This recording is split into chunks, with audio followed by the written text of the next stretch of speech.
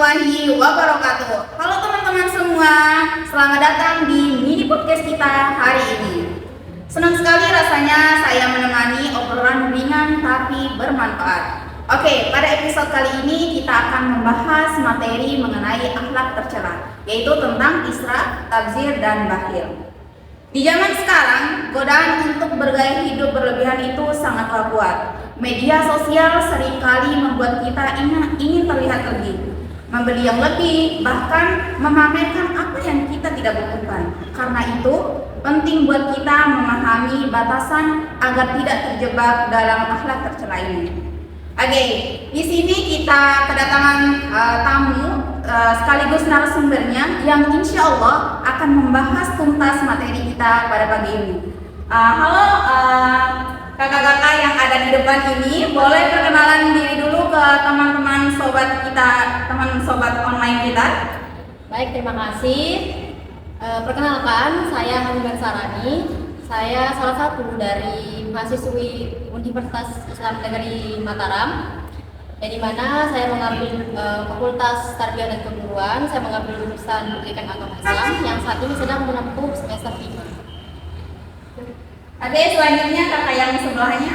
Ya, perkenalkan saya Andi Mararangeng. Saya juga mahasiswa dari Universitas UIN Mataram di Fakultas Tarbiyah dan Keguruan, jurusan Pendidikan Agama Islam, dan semester 5 sama seperti Pak.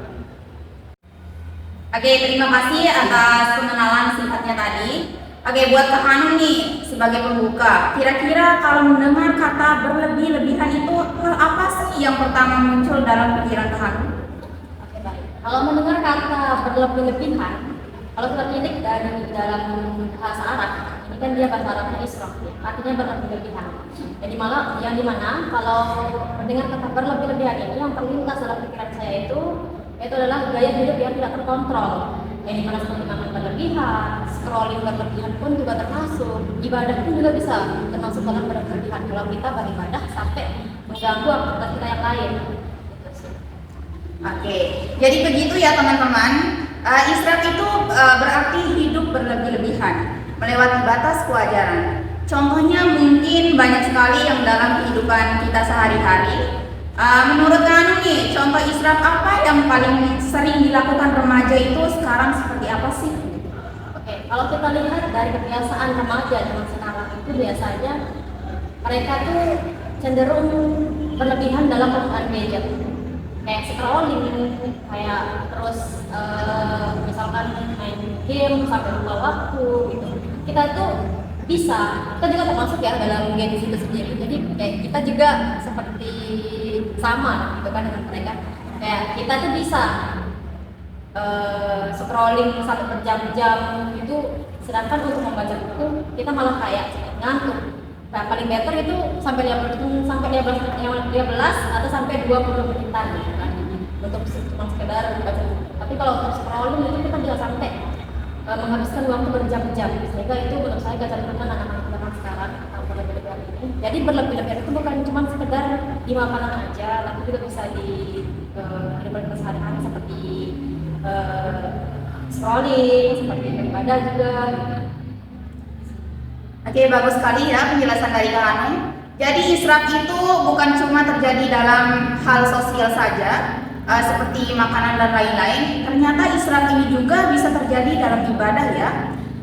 Lalu menurut Kak Hanum nih, apa saja sih dampak dari perilaku israf itu? Oke, kalau untuk dampaknya masih banyak sekali ya berdampak, tapi ada dua aspek. Pertama, berdampak pada diri kita sendiri, kemudian dia berdampak juga pada kehidupan sosial kita.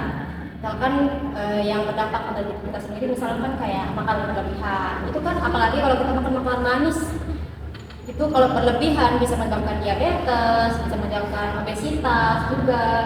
Karena kan yang namanya penyakit itu paling banyak muncul dari apa yang kita makan. Jadi kalau kita nggak mengontrol makanan kita sendiri, atau kalau kita nggak memperhatikan pola makan kita, itu bisa sangat berdampak negatif untuk kesehatan kita. Kemudian ada juga dampak terhadap diri kita sendiri, kayak misalkan scrolling berlebihan, nonton video singkat. Itu tuh kan bisa apa ya istilahnya sekarang itu misalkan kayak brain rot gitu kan ya, brain rot yang dimana kita tuh kayak jadi susah fokus karena kebanyakan scrolling, kebanyakan dopamin yang masuk ke dalam otak kita. Jadi kita kayak kurang apa ya, kayak cepat lupa, terus susah untuk memahami sesuatu, dan susah fokus juga. Itu dampak pendidikan sendiri. Kemudian dari aspek sosialnya, mungkin kalau kita berlebih-lebihan dalam mengumbar kemewahan diri kita, mungkin itu bisa menyebabkan kecemburuan sosial, di mana orang-orang yang mungkin kurang beruntung ya dalam hal materi, mungkin mereka akan merasa kurang apa ya, kurang bersyukur, sehingga mereka merasa iri terhadap kita. Terus, Sekarang kita masuk ke perilaku kedua, yaitu tentang tabzir, menghambur-hamburkan harta. Kalau israf tadi kan berlebih-lebihan, sekarang tabzir ini lebih parah guys, karena sesuatu yang digunakan itu benar-benar tidak membawa manfaat. Oke, menurut Kang Hanum nih, seperti apa sih yang sering dilakukan remaja itu? Oke, kalau kita berbicara masalah tabzir, itu kan biasanya dia muncul karena pengeluaran-pengeluaran yang sebenarnya nggak ada manfaatnya untuk kita, sebenarnya nggak terlalu penting untuk kebutuhan kita. Misalnya kayak yang banyak kita lihat di zaman sekarang, remaja-remaja yang kayak apa ya, bahasanya FOMO gitu, kayak ikut-ikutan karena lagi tren misalnya, atau lagi ada mainan-mainan lucu yang lagi tren gitu. Padahal itu sebenarnya nggak terlalu apa ya, nggak terlalu penting untuk kebutuhan kita, nggak terlalu bermanfaat untuk kita, tapi mereka membeli cuma buat ikutan tren gitu. Sehingga itu ujung-ujungnya dia nggak terpakai, atau dia itu malah terbuang. Terus kalau sudah nggak tren kan dia kayak dibuang-buang gitu. Atau misalkan juga kayak membazir top up game, itu katanya top up game, kemudian boros listrik, boros kuota, beli kuota cuma buat scroll nggak jelas yang nggak ada manfaatnya, scroll TikTok yang tontonan yang kurang mengedukasi. Itu sih paling. Oke. Pertanyaan selanjutnya ini tentang kenapa sih orang itu kadang nggak sadar kalau mereka itu sedang melakukan tabzir? Oke, karena sebenarnya tabzir ini dia muncul apa ya, kayak hal kecil, muncul dari hal kecil yang kita anggap biasa saja. Yang dimana seperti yang kita lihat sekarang kan zaman sudah sangat berkembang, yang dimana apa-apa serba instan, serba cepat. Kita pengen makan tapi malas keluar, tinggal pesen GoFood. Kita pengen keluar tapi malas pakai motor, kita tinggal pesen Gojek. Jadi kayak semuanya serba cepat gitu. Sehingga itu membuat kecenderungan kita kurang berpikir bahwa hal itu kira-kira membawa manfaat nggak buat saya. Kita tuh karena hal itu berdampak pada pikiran kita kurang kritis dalam melihat, membedakan mana kebutuhan dan mana keinginan. Oke, pernah nggak sih Kang Hanum ini beli sesuatu itu cuma karena seperti kayak di Shopee itu kayak karena diskon atau gimana itu, tapi akhirnya itu yang kakak beli itu nggak dipakai, apa itu termasuk tabzir atau enggak?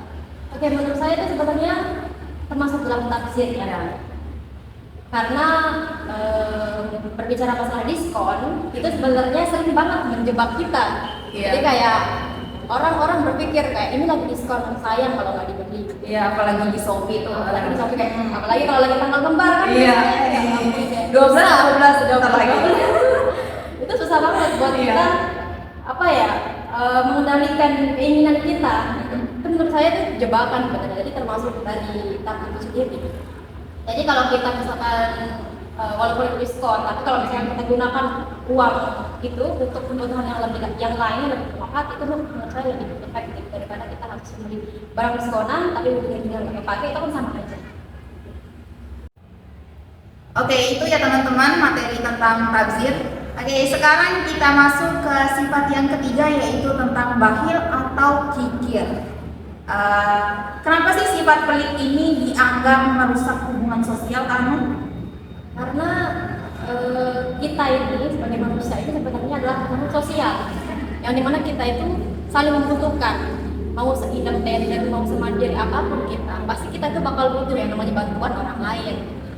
Contoh kecilnya misalkan ketika kita sakit, kita butuh dokter untuk mendiagnosis penyakit kita, untuk memberikan resep obat supaya kita bisa sembuh, gitu kan. Jadi kalau misalkan kita malah dengan kita yang sebagai makhluk sosial yang paling membutuhkan, tapi kita malah kayak bersifat pelit, nggak mau membantu orang lain, itu itu sangat bisa menegakkan hubungan dari satu manusia ke manusia yang lainnya. Itu tuh sangat berpengaruh sih terhadap hubungan sosial seseorang. Oke. Pernah nggak sih Kak Hanum ini merasa bersalah karena boros atau pelit ke diri sendiri atau ke orang lain gitu? Oke, saya rasa mungkin ini setiap orang, kebanyakan orang mungkin pernah ya mengalami hal-hal seperti ini. Iya. Dimana kita tuh kayak lagi apa ya, mungkin lagi pemasukan mungkin lagi sedikit, makanya kita agak beli ke orang Iya. atau apa gitu. Tapi dari sini kan kita belajar dari kesalahan supaya kedepannya itu kita nggak ngulangin lagi, kita nggak melakukan kesalahan yang sama, kita bisa lebih introspeksi diri untuk menjadi lebih baik. Oke. Oke, selanjutnya kenapa nih Kak Hanum seseorang itu bisa menjadi bakhil padahal kan dia tuh sebenarnya mampu untuk berbagi kepada orang lain? Ada beberapa hal yang mungkin membuat orang itu kenapa dia mempunyai sifat seperti ini. Pertama itu misalkan mungkin karena dia tuh takut kekurangan. Dia berpikir kalau saya kasih orang ini berarti uang saya berkurang. Jadi dia nggak sadar bahwa dalam kita berbagi itu sebenarnya ada kebahagiaan, ada kesenangan sendiri ketika kita berbagi kepada orang yang membutuhkan. Kemudian dia juga terlalu cinta dunia, sehingga dia itu enggan mengeluarkan harta dia untuk sekedar membantu orang lain. Kemudian ada juga, dia itu kurang empati. Ini juga bisa muncul karena dia terlalu cinta harta, dan dimana dia akan selalu mengedepankan hartanya daripada mengedepankan mungkin kondisi orang lain, tidak membantu gitu, walaupun dalam keadaan genting. Kemudian ada juga karena faktor lingkungan. Ini juga penting ya untuk orang tua dalam sekarang supaya mereka memperhatikan anak-anak mereka, supaya dari kecil anak-anak itu dididik untuk mau berbagi kepada orang lain gitu. Karena itu sangat berpengaruh terhadap masa pertumbuhan mereka, sehingga mereka jadi paham kalau kita itu harus membantu orang lain, karena sebenarnya dalam berbagi ini kan memang secara lahiriahnya kelihatan kayak uang kita berkurang, tapi sebenarnya kan sesungguhnya itu dia itu bertambah seharusnya. Kalau dalam matematika atau kalkulatornya Allah kan beda ya. Iya, Masya Allah. Oke, pertanyaan selanjutnya nih, kan banyak sekali nih orang-orang yang nggak bisa bedain apa sih perbedaan antara hemat dan bakhil ini. Mana sih yang termasuk hemat dan mana sih yang termasuk bakhil ini? Bisa Kak Hanum ini jelasin sedikit perbedaannya dari kedua tersebut? Ini menarik, seperti yang Mbaknya tadi katakan ya, kayak banyak orang yang bisa membedakan antara hemat dan bakhil. Jadi bedanya hemat dan bakhil itu, hemat ini dia pertama dia itu mampu memanage keuangan dia, mampu memanage waktu dia, supaya apalagi dalam urusan keuangan ya, materi, dia itu mampu memanage supaya dia nggak boros gitu. Dan yang kedua, dia itu bisa mengedepankan kebutuhan daripada keinginan dia sendiri. Jadi dia bisa membedakan antara mana kebutuhan dan juga mana keinginan.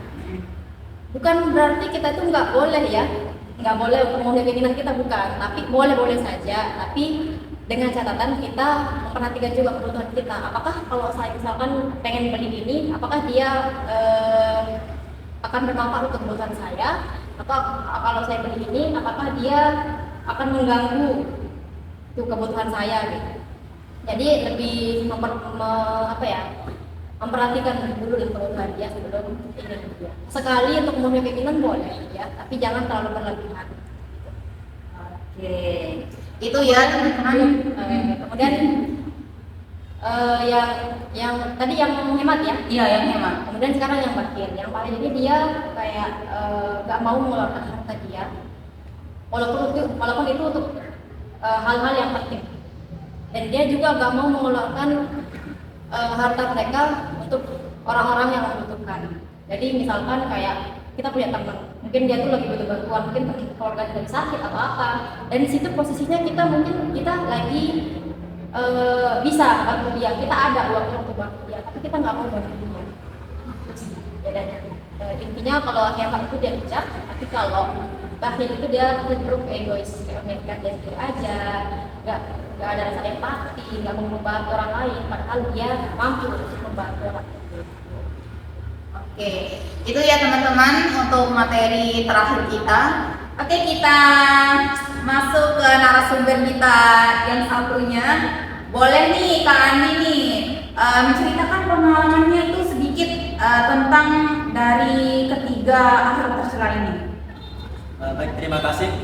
Kalau untuk pengalaman ketiganya ini saya kira kita ya, atau saya lupa. Tapi kalau bagian tafsir nih, saya kan kebetulan sering suka main game Mobile Legends HP. Nah, dulu saya main itu sampai bisa tengah malam lah. Nah, itu cuma buat main game ini, main Mobile Legends. Nah, pernah juga pernah kepikiran tapi nggak sampai melakukannya untuk melakukan top up yang berlebih-lebihan. Nah, itu kan yang dijelaskan tadi oleh Pak Anung itu kalau tafsir itu lebih mengedepankan keinginannya daripada kebutuhannya.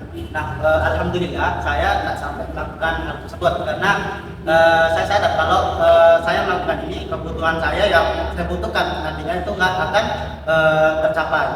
Nah, karena yang bahaya dalam hal ini tuh bukan bukan banyak uang yang dikeluarkannya, tapi keterbiasaan yang nantinya akan ditimbulkan oleh kebiasaan tersebut. Nah, nanti karena awalnya misalnya 10.000 atau 30.000 nanti bisa menyebabkan keterbiasaan itu menjadi lebih tinggi lagi pengeluarannya. Nah, itu saja nih pengalaman dari saya. Oke, itu ya pengalaman dari Kak Andi guys. Jadi hemat itu kan ketika kita mengatur pengeluaran dan memprioritaskan apa yang kita butuhkan gitu kan. Lalu pertanyaan terakhir nih, langkah kecil apa sih yang bisa kita mulai hari ini untuk menghindari 3 hal akhlak tercela ini? Oke, ini juga penting ya, langkah kecil yang bisa kita lakukan untuk menghindari 3 akhlak tercela ini.